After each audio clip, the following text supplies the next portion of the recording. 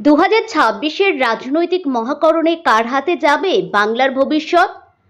বাংলার রাজনীতি মানেই উত্তেজনা, আবেগ, সংঘর্ষ, প্রতিশ্রুতি আর ক্ষমতার লড়াই। আর সেই লড়াইয়ের কেন্দ্রবিন্দুতে এখন একটাই প্রশ্ন: বাংলার পরবর্তী মুখ্যমন্ত্রী কে হবে? রাজ্যের চা দোকান থেকে শুরু করে শহরের বড় রাজনৈতিক মঞ্চ, গ্রাম বাংলার মোড় থেকে সোশ্যাল মিডিয়ার লাইভ, সব জায়গাতেই এখন একটাই আলোচনা: কে নেতৃত্ব দেবে বাংলা? বর্তমান সরকার আবার ফিরবে, নাকি পরিবর্তনের হাওয়া বইবে, নাকি উঠে আসবে নতুন কোনো শক্তি? আজকের এই বিশদ প্রতিবেদনে আমরা বিশ্লেষণ করব বাংলার বর্তমান রাজনৈতিক পরিস্থিতি, প্রধান রাজনৈতিক দলগুলির অবস্থান, নেতাদের জনপ্রিয়তা, জনমতের পরিবর্তন, ভোট পরবর্তী পরিস্থিতি এবং বাংলার মুখ্যমন্ত্রী পদ নিয়ে সম্ভাব্য সমীকরণ। 2026 সালের বিধানসভা নির্বাচনকে ঘিরে রাজ্য জুড়ে এখন চরম রাজনৈতিক উত্তেজনা। একদিকে শাসক দল নিজেদের উন্নয়নের খতিয়ান তুলে ধরছে, অন্যদিকে বিরোধীরা অভিযোগ করছে দুর্নীতি, সন্ত্রাস, বেকারত্ব এবং প্রশাসনিক ব্যর্থতা।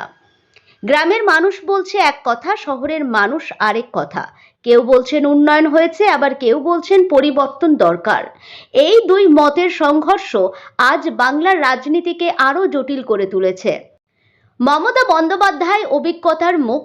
বাংলার রাজনীতিতে দীর্ঘদিন ধরে সবচেয়ে বড় নামগুলির একটি হলো মমতা ব্যানার্জি। তিনি এখনো বাংলার রাজনীতির অন্যতম শক্তিশালী মুখ। তাঁর রাজনৈতিক অভিজ্ঞতা, জনসংযোগ এবং সংগঠনের উপর দখল এখনো বিরাট ফ্যাক্টর। গ্রামের মহিলাদের মধ্যে তাঁর জনপ্রিয়তা এখনো চোখে পড়ার মতো। লক্ষ্মীর ভাণ্ডার, স্বাস্থ্যসাথী, ছাত্রছাত্রীদের বিভিন্ন প্রকল্প, এই সব সামাজিক প্রকল্প সাধারণ মানুষের মধ্যে বড় প্রভাব ফেলেছে। তৃণমূল কংগ্রেস দাবি করছে বাংলায় উন্নয়ন হয়েছে, রাস্তা হয়েছে, ক্লাব সংস্কৃতি শক্তিশালী হয়েছে, সামাজিক প্রকল্প পৌঁছেছে সাধারণ মানুষের দরজায়। কিন্তু বিরোধীদের বক্তব্য সম্পূর্ণ আলাদা। বিরোধীরা অভিযোগ করছে ভোট পরবর্তী হিংসা, দুর্নীতির অভিযোগ, চাকরি দুর্নীতি, শিক্ষাক্ষেত্রে অস্বচ্ছতা, রাজনৈতিক সন্ত্রাস, বিরোধী কর্মীদের উপর হামলা। এই অভিযোগগুলিকে সামনে রেখেই বিরোধীরা জনতার কাছে পৌঁছানোর চেষ্টা করছে। বিজেপির উত্থান। বাংলার রাজনীতিতে গত কয়েক বছরের সবচেয়ে বড় পরিবর্তন হলো বিজেপির উত্থান। ভারতীয় জনতা পার্টি বাংলায় নিজেদের শক্তিশালী বিরোধী শক্তি হিসাবে প্রতিষ্ঠা করার জন্য চেষ্টা করছে। তাদের দাবি বাংলায় পরিবর্তন দরকার। রাজ্যের বিভিন্ন জেলায় বিজেপির সভা, মিছিল এবং সাংগঠনিক তৎপরতা বেড়েছে। বিশেষ করে সীমান্তবর্তী এলাকা, শহরতলি এবং কিছু গ্রামীণ অঞ্চলে বিজেপি নিজেদের জমি শক্ত করার চেষ্টা করছে। শুভেন্দু অধিকারী মুখ্যমন্ত্রী পদে বড় মুখ। শুভেন্দু অধিকারী এখন বিজেপির অন্যতম প্রধান মুখ। অনেক রাজনৈতিক বিশ্লেষক মনে করছেন বিজেপি যদি বাংলায় ক্ষমতায় আসে তাহলে মুখ্যমন্ত্রী পদে অন্যতম দাবিদার হতে পারেন তিনি। নন্দীগ্রামের লড়াইয়ের পর থেকেই শুভেন্দুর রাজনৈতিক গুরুত্ব অনেক বেড়েছে। তিনি বারবার শাসক দলের বিরুদ্ধে দুর্নীতি এবং সন্ত্রাসের অভিযোগ তুলছেন। তবে প্রশ্ন উঠছে, শুভেন্দু কি রাজ্য জুড়ে গ্রহণযোগ্য মুখ হতে পেরেছেন, নাকি তার জনপ্রিয়তা নির্দিষ্ট কিছু এলাকাতেই সীমাবদ্ধ?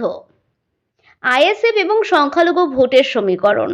ইন্ডিয়ান সেকুলার ফ্রন্ট এখন বাংলার রাজনীতিতে গুরুত্বপূর্ণ আলোচনা বিষয়।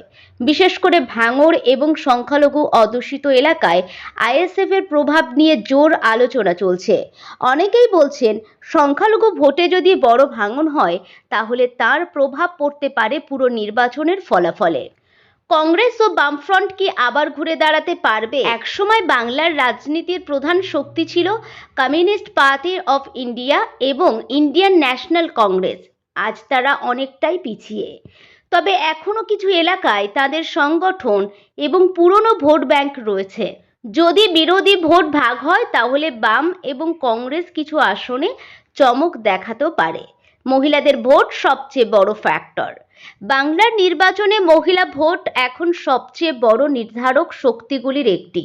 সরকারি প্রকল্প, আর্থিক সাহায্য, সামাজিক নিরাপত্তা, এই বিষয়গুলি মহিলাদের ভোটে বড় প্রভাব ফেলছে। অন্যদিকে বিরোধীরা বলছেন মূল সমস্যা হলো কর্মসংস্থান, নিরাপত্তা এবং দুর্নীতি।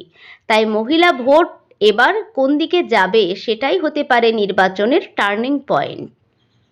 যুব সমাজ কি চাইছে? বাংলার যুবকদের বড় অংশ চাকুরি এবং কর্মসংস্থান নিয়ে হতাশ। অনেকেই রাজ্যের বাইরে কাজ খুঁজতে যাচ্ছেন, আবার অনেকেই বলছেন শিল্প না এলে বাংলার ভবিষ্যৎ কঠিন। এই যুব ভোট এবার বড় ভূমিকা নিতে পারে। সোশ্যাল মিডিয়ার যুদ্ধ। আগের নির্বাচনের তুলনায় এবার সোশ্যাল মিডিয়ার প্রভাব অনেক বেশি। Facebook live, YouTube channel, short video, রাজনৈতিক মিম সবকিছুই এখন ভোটের প্রচারের অংশ। প্রতিটি দল নিজেদের বার্তা পৌঁছে দিতে ডিজিটাল প্ল্যাটফর্ম ব্যবহার করছে। গ্রাম বনাম শহর। শহরের ভোটারদের চিন্তা একরকম, গ্রামের ভোটারদের সমস্যা আবার আলাদা। গ্রামে এখনো রাস্তা, কৃষি, ভাতা, পানীয় জল, স্থানীয় নেতৃত্ব এই বিষয়গুলি বড় ফ্যাক্টর। অন্যদিকে শহরে চাকুরি, ব্যবসা, ট্রাফিক, শিক্ষা এবং শিল্প বড় ইস্যু। ভোট পরবর্তী পরিস্থিতি নিয়ে উদ্বেগ। প্রতিবারের মতো এবারও ভোট পরবর্তী পরিস্থিতি নিয়ে উদ্বেগ রয়েছে। রাজনৈতিক সংঘর্ষ, অভিযোগ, পাল্টা অভিযোগ সব মিলিয়ে উত্তেজনা বাড়ছে। প্রশাসনের ভূমিকা নিয়ে প্রশ্ন উঠছে। আবার প্রশাসন বলছে আইন শৃঙ্খলা রক্ষায় তারা কড়া ব্যবস্থা নিচ্ছে। তাহলে মুখ্যমন্ত্রী কে? এই প্রশ্নের উত্তর এখনো স্পষ্ট নয়, কারণ শাসক দলের এখনো শক্তিশালী সংগঠন রয়েছে। বিজেপি আগের তুলনায় অনেক বেশি আক্রমণাত্মক। সংখ্যালঘু ভোট বড় ফ্যাক্টর। যুব ভোট অনিশ্চিত। গ্রামীণ সমীকরণ অত্যন্ত গুরুত্বপূর্ণ। ছোট দলগুলিও কিছু আসনে ফল ঘুরিয়ে দিতে পারে। সম্ভাব্য তিনটি বড় সমীকরণ। শাসক দল আবার ক্ষমতা। যদি সরকারি প্রকল্প এবং সংগঠন কাজ করে তাহলে বর্তমান সরকার আবার ফিরতে পারে। বিরোধীদের বড় উত্থান। যদি বিরোধী ভোট একজোট হয় এবং জন অসন্তোষ বাড়ে তাহলে বড় পরিবর্তনও হতে পারে। ঝুলন্ত পরিস্থিতি। কিছু রাজনৈতিক বিশ্লেষক মনে করছেন কোনো দল একক সংখ্যাগরিষ্ঠতা নাও পেতে পারে। সাধারণ মানুষ কি বলছেন? কেউ বলছেন স্থিতিশীল সরকার দরকার, আবার কেউ বলছেন পরিবর্তন দরকার। কেউ উন্নয়ন দেখছেন, কেউ ক্ষোভ প্রকাশ করছেন।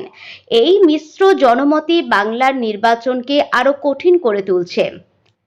বাংলার মুখ্যমন্ত্রী কে হবে সেই উত্তর লুকিয়ে আছে সাধারণ মানুষের ভোটে। রাজনৈতিক সভা, সোশ্যাল মিডিয়ার প্রচার, অভিযোগ, প্রতিশ্রুতি সবশেষে সিদ্ধান্ত নেবে বাংলার মানুষই। 2026-এর এই রাজনৈতিক লড়াই শুধু ক্ষমতার নয়, এটি বাংলার ভবিষ্যৎ, উন্নয়ন, কর্মসংস্থান এবং সামাজিক পরিস্থিতির লড়াইও। এখন দেখার বাংলার মানুষ কাকে বেছে নেয়, অভিজ্ঞ নেতৃত্বকে নাকি নতুন পরিবর্তনের ডাককে। বাংলার রাজনৈতিক ময়দান এখন উত্তপ্ত, আর সেই উত্তাপের মধ্যেই তৈরি হচ্ছে আগামী দিনের ইতিহাস।